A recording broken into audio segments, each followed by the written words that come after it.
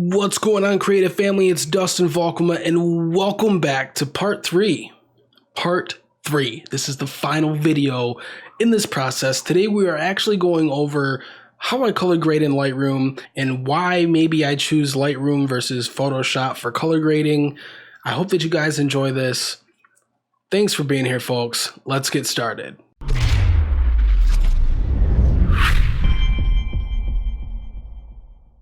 Alright guys, so here we are in Lightroom and getting ready to start the grading process, and I think for this image I want to have a little bit more of a cinematic look to it.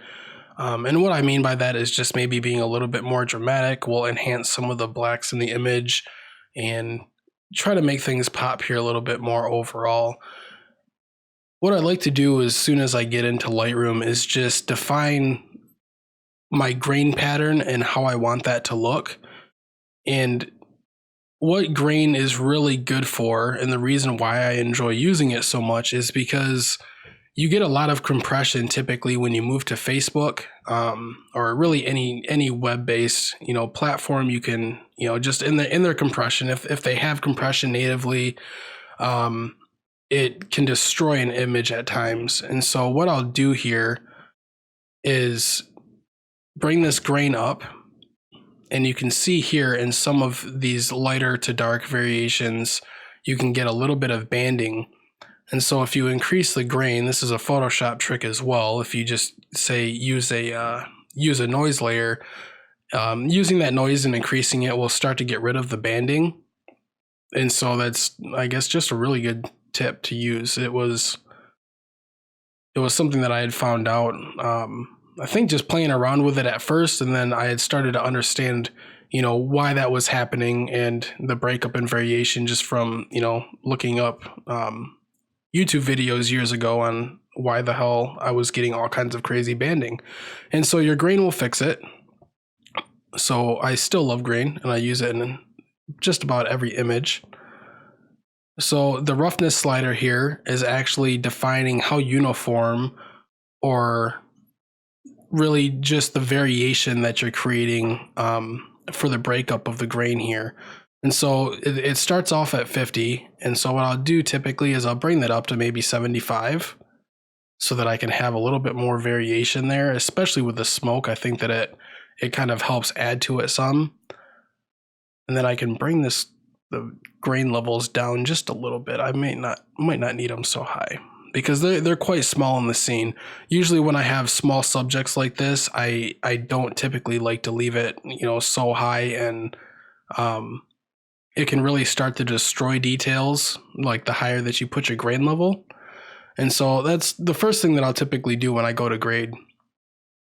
And so next what we'll do is we'll move into our basic panel and see if there's anything that we can get more of a pop out of. And to do this, what I'll do is I'll typically grab the clarity slider and I will just slam that to 100%.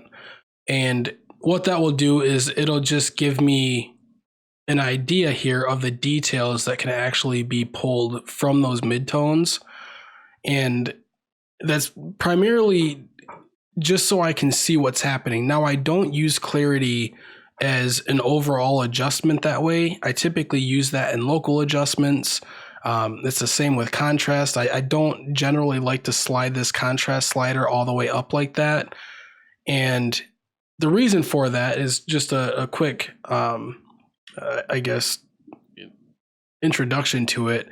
But contrast is essentially just enhancing the whites and crushing the blacks, which can leave the midtones, especially the skin at times, it can leave the midtones like very crunchy, and the saturation gets pushed really heavily there. And so I typically like to use contrast in a different way, or create my contrast in a different way, and I'll show you that in a moment with the tone curve. Now, clarity is quite a bit different. So where contrast can kind of muddy up the midtones, and just affect the brights and the darks. Now, clarity is really just adding contrast and detail, like just to the midtones, but at the same time, you can still get some really crazy, weird effects happening such as halos and things like that around your scene. And most of the time, I personally, unless I'm going for like a very, HDR kind of look, I don't like to add, much clarity. At times, maybe I'll pop it just a little bit, but I don't like to add clarity too much as an overall adjustment. I like to do that locally with any of the local adjustment, say the brush or some of the gradient tools that we have here in Lightroom. So to start the grading process, what I'll do is I'll also take my temperature and I'll slide it one way or the other. And what that does is it gives me an idea of what my image would look like a little bit cooler or a little bit warmer. And so I can kind of gauge there just to see if I want to make any adjustments to the temperature itself, which in this case, I really don't. Highlights, shadows, any of this stuff, I think the exposure is really pretty fine. We can maybe bring that up just a little bit and then crush the black some, but it doesn't need to be too far. And that just helps them pop out here a little bit.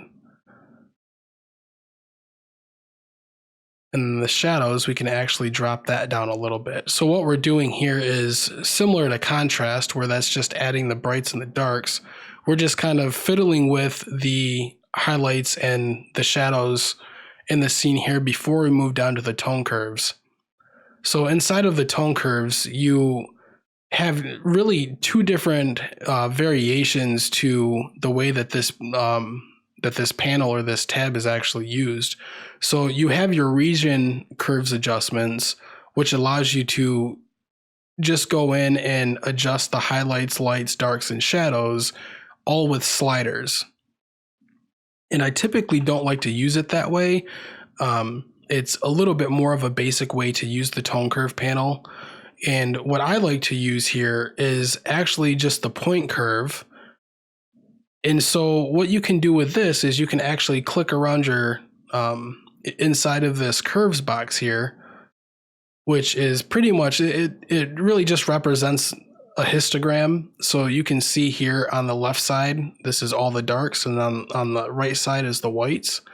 And what we'll do is you can pull these darks down just a little bit, and then you can pull your highlights up just a little bit. And so this is what we call an S curve. And then generally what I'll do is you can actually take, this is why I like the point curves here, is because you can create multiple points and have a lot more control over things. And so you can create the S curve, and then you can create more points here within the curve just to create a nicer fall off if you need it. Or you can grab this little adjustment point. And so if you click this little icon here, this little circular icon, this will allow you to click and drag on your image, and it will target those areas specifically. So if we set this point curve and just reset it back to linear here, and we go and click and drag around our image, you can actually adjust very specific areas in the photo here, which you can see here is, whoa, see, it gets pretty crazy. And so what we're doing now is we're just picking specific areas and making those brighter or darker. And so this gives you even more control. Now, the hard part about doing this is actually keeping it fairly stable, because if you're working in the point curves, it's very easy, if you don't know what you're doing, to go in and then start creating all kinds of crazy curves. And then you start to get a lot of artifacting and, weird banding, things like that. It's something that you want to play with, but it definitely gives you a lot more control than, say, just doing regular curves adjustments. So the other cool thing about using the curves panel here, or the tone curve, is that you can actually go into each of your channels, so the red, green, and blue channel, and then you can actually grade with these by themselves. And for this image, I don't think we're actually going to do too much of this. This is one of those things for me personally, like I really enjoy working with colors. So this is similar to why I actually don't work inside of Photoshop a lot when it comes to grading. I might do base grades and things like that, or you know, certain parts of, say, color correction before I go to grading, because I know how something, you know, needs to look when it gets to like a full out grading process. But I find myself actually getting a little bit too carried away, even time wise, in, you know, in Photoshop when I have all of the tools at, you know, at my exposure. Now it's the same thing inside of Lightroom. So I'll just double click to remove that point, and we'll get out of tone curves, but just know that you can go through here and you can grade with the RGB, you know, channels if need be. And we may come back to that after we get a little bit further down the process here. So what I'll do is I'll actually start off specifically for this image in split toning. And what that's going to do is allow us to adjust our highlights and our shadows in the scene, and then just give, you know, give color to those specific areas. And so what I'll do here is work around and bring my saturation up to the shadows so that I can at least see what's going on. And then I'll move around with my hue slider here and maybe find somewhere that I think looks nice. And so I can either move with, you know, say a little bit more of an analogous approach to where I'm using, you know, the blues and the greens and things of that nature, or I can use something a little bit more complementary that be a little bit more in the orange spectrum, because I know that the blues really need to pop out of this scene here. So I do like a little bit of, say, the earthy look to it here. And so what we can do is we can just leave the shadows there for now and desaturate those a little bit. And then in the highlights, what we'll do is we'll just slide right over to blue with the hue, because we know that, you know, the highlights obviously are going to be blue in this situation. So I really like the effects actually that's giving there. And then we can maybe move a little bit more blue. I actually kind of like it in the blue-green area because it just gives a little bit more of a break up here to the colors. What this balance slider does is it actually works as like a threshold slider for the split tone adjustments. And how this balance slider works here is if you hold down the Alt key, Alt or Option, and then drag the slider, you'll see a fully saturated representation of the two colors that are actually in the scene here. And increasing this slider will make your highlights a lot more predominant. Moving over to the left side just makes your shadows more of the predominant color. So it's really just adjusting the way that these two transition between one another. And then if you let go of this slider here, it'll give you a clear representation of where that's at. Or if you let go of Alt or Option while you're sliding, it'll give you that representation as well. And so for this one here, I actually like it in this higher quadrant. So what I'm looking at right now is more of the fall off in their face here and how that's working. And so I think that, you know, with this being up a little bit higher, I like the way that the blues work and with the clouds there. So I'll bring up my saturation here of my lower area just to see if that helps at all or gives me anything that I want. And it doesn't really look like it gives me too much. And so from this point here with split toning, I might actually head back to my temperature and slide that temperature over just a little bit, just to see if that gives me a little bit more blue overall. And that's really not giving me what I want. So at this point, I'll go into the tone curves and I'll go to my blue channel, and I can take this blue here and I can just go ahead and bring that up just a little bit. And that's going to just introduce just a little bit more blue into the scene without having to go too much crazier. And then if I want to have a little bit more of the earth tones here and say, you know, the yellows, I can bring that down. But I think we'll just, it doesn't work like Photoshop, guys. So you can't just drag off to delete to delete your point. So if you just double click that, it'll go away. But I actually like it blue. So what we'll do is we'll just get rid of this point as well.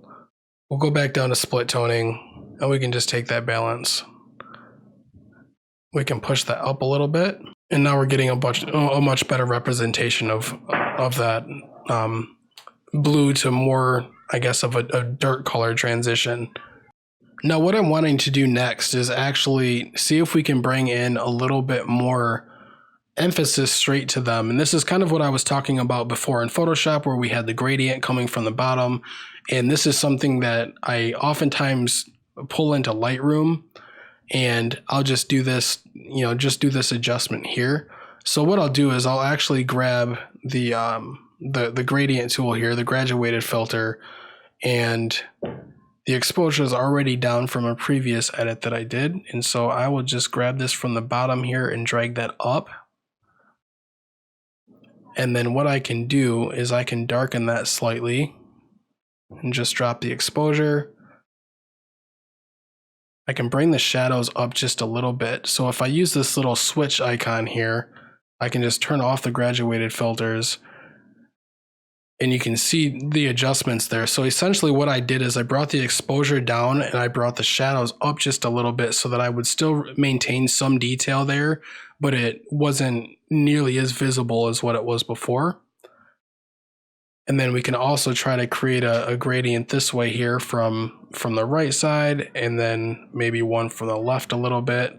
Now I don't mind these areas actually going to black or close to, but we can bring the exposure up here, or just a little bit higher than what the other one is.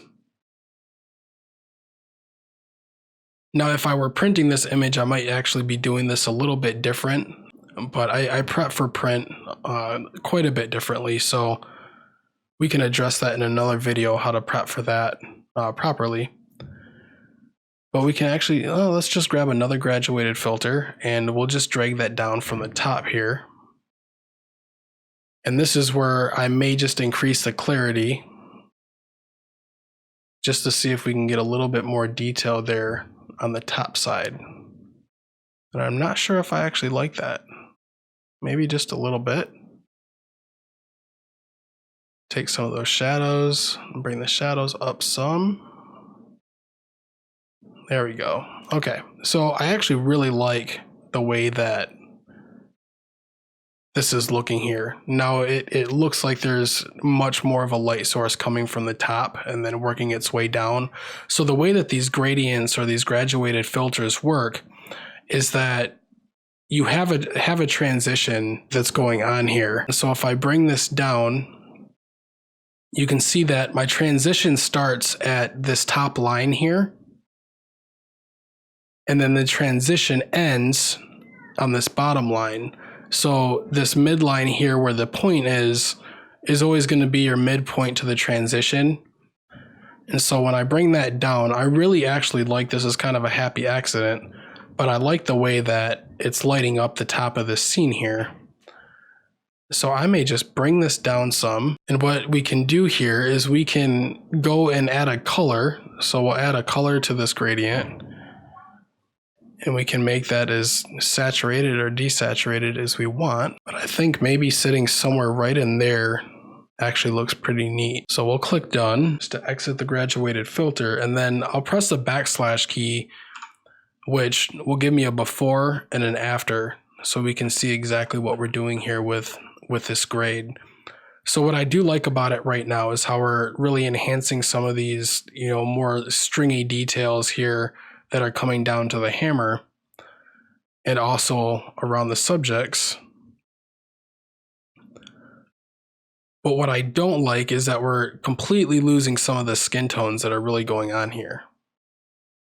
So we'll head down back into the split tone, and we'll maybe desaturate that just a little bit. See if that brings some of it back there. So it looks like it does bring quite a bit of it back. I do like that it is accentuating the cast light here from the hammer, so I'm really not too worried about it. I don't think that it's something that we really need to, I'd say, spend any more time with. But what we can do is add another graduated filter from the top here.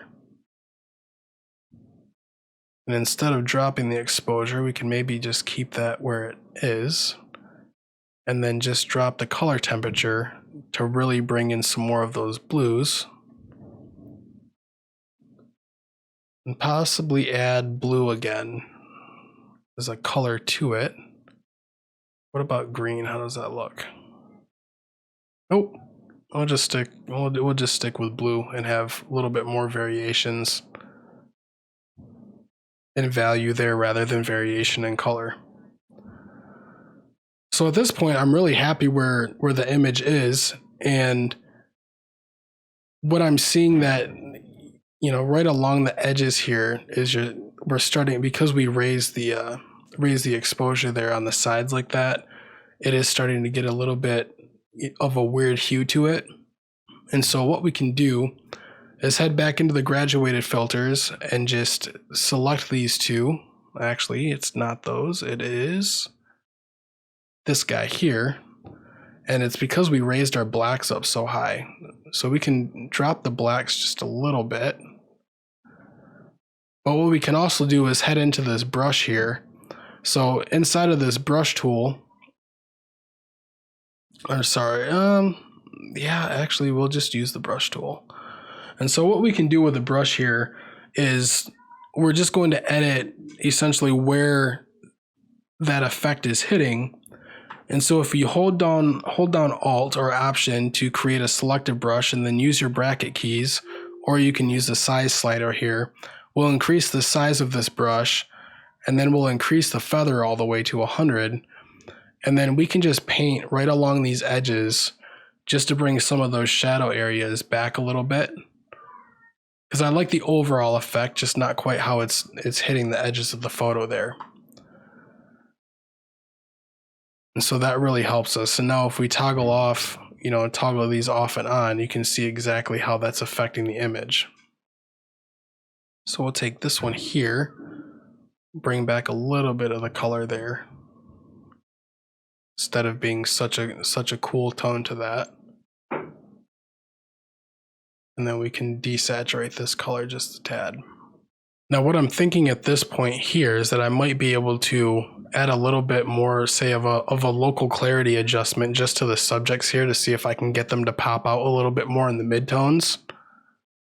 So what I'll do is I will just grab my brush tool here, or I could press K on the keyboard, and I will just raise my clarity to begin with because I know that's what I want to use. I can press the left and right bracket, in this case the right bracket to make it bigger and the left is to make it smaller just to increase the brush size. And I'll begin painting with this adjustment brush right over the areas that I may just want a little bit more clarity.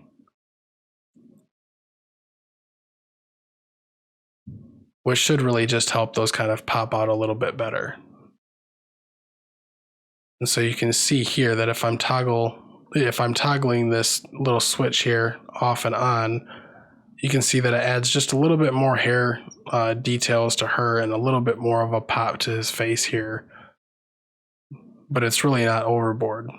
So that's it, guys. That's pretty much how I go about grading a lot of the images. I mean, it does go a bit more in depth, and we can create a very specific color grading tutorial that goes and covers essentially all of the developing that you can really do in Lightroom. And maybe what we'll do is we'll cover each of the panels individually so that you guys can get a really good grasp on that. But for right now, what we'll do is we'll just crop this image now. And I do like the fact that they're right in the middle of the scene. I typically don't do this. Most of the time I don't like to have, you know, my subjects, I like to at least work with a rule of thirds. But we can just use this as a fairly symmetrical, like, center composition. And what I think would work best for this is actually not an 8:10 or just even a standard aspect ratio. We can just move to 16:9, which is a bit more cinematic. And so we'll work with a 16:9 aspect ratio, and what we'll do is we'll move them right to the bottom side of the composition here. And we'll just click OK and see where that sets us. So what I like about this image is that it's giving a lot more of the sky and much less of everything down below. Yeah, with them still in the middle, it's helping them pop out quite a bit. So we can go in here. Let's get back to that. We can actually go back in and see what it looks like if we move that further.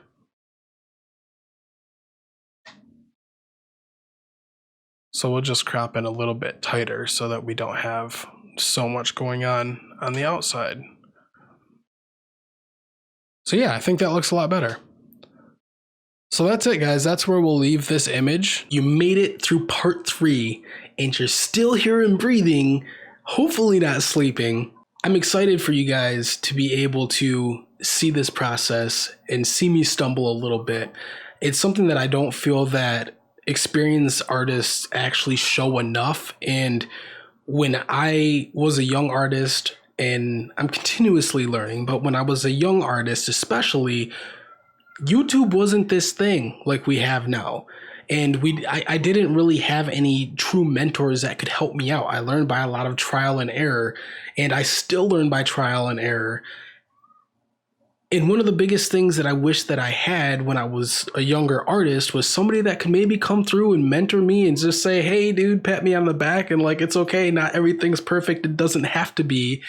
And maybe somebody to help me understand that progression is more important than perfection.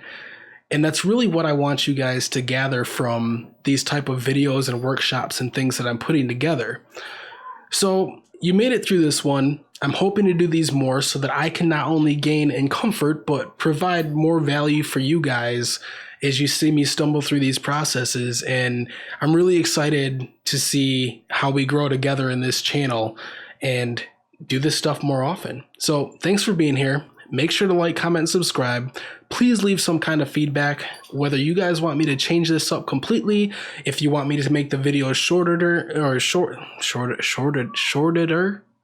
If you want me to make the videos shorter, I can cut that up and take certain things out. If you like the way that this video is put together, just make sure to like it and comment and say, cool, bro, looks good. That's all I need. Constructive criticism is always good. Take it when you can, and I will see you guys in the next video.